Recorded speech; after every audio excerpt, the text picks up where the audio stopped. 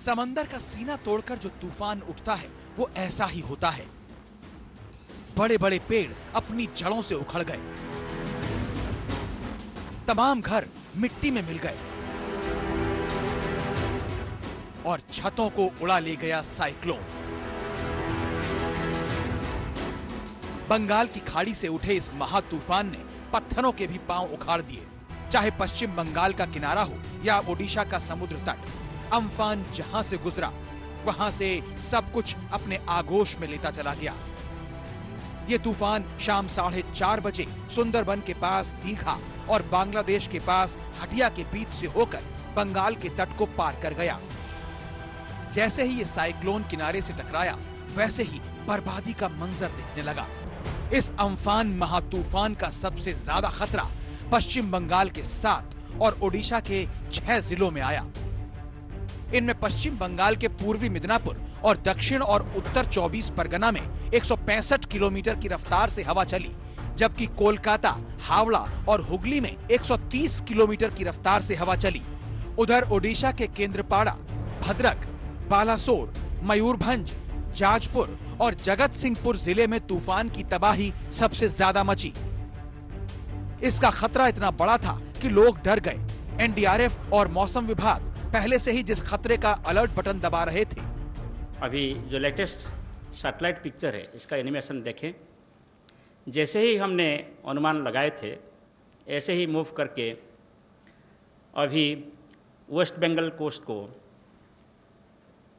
सुंदरबन के पास अतिक्रमण कर रहा है।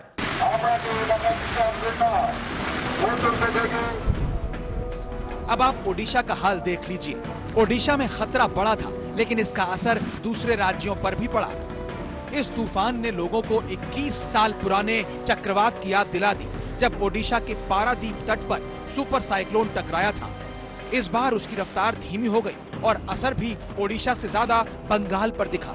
लेकिन जिन्होंने देखा, उनका कहना है कि ऐसी डरावनी तस्वीर पहले कभी नहीं देखी।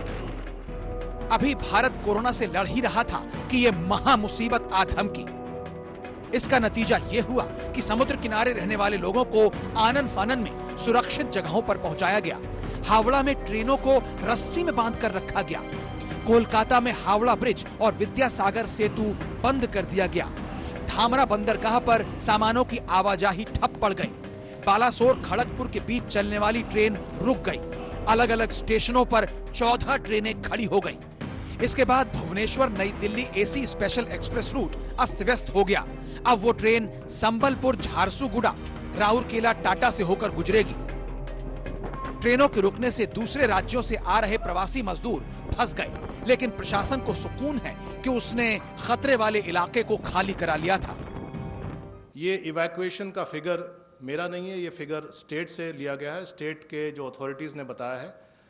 पश्चिम बंगाल में अथॉरिटीज ने, उनके जो डिजास्टर मैनेजमेंट के सेक्रेटरी है, उन्होंने बताया 5 लाख से उर्ध्व फिगर अभी हो चुका है। तो सुबह में 3,30,000 बताया गया था और अभी 5 लाख हो गया है। उड़ीसा में 1,58,640 का फिगर दिया गया है। पिछले 5 दिन से अम्फान के आने पर लोगों की धुकधुकी बढ़ी हुई थी। 15 मई को विशाखापट्टनम से 900 किलोमीटर दूर दक्षिणी बंगाल की खाड़ी में कम दबाव और गहरे निम्न दबाव का क्षेत्र बनना शुरू हो गया था। 17 मई को जब अम्फान दीघा से 1200 किलोमीटर दूर था, तब ये साइक्लोन में बदल गया और फिर आज आ टकराया किनारे से। अम्फान थाईलैंड का दिया हुआ नाम है, जिसका थाई भाषा में मतलब आसमान होता है। लेकिन इस आसमानी तूफान ने समंदर के गर्भ से निकलकर कहर मचाया।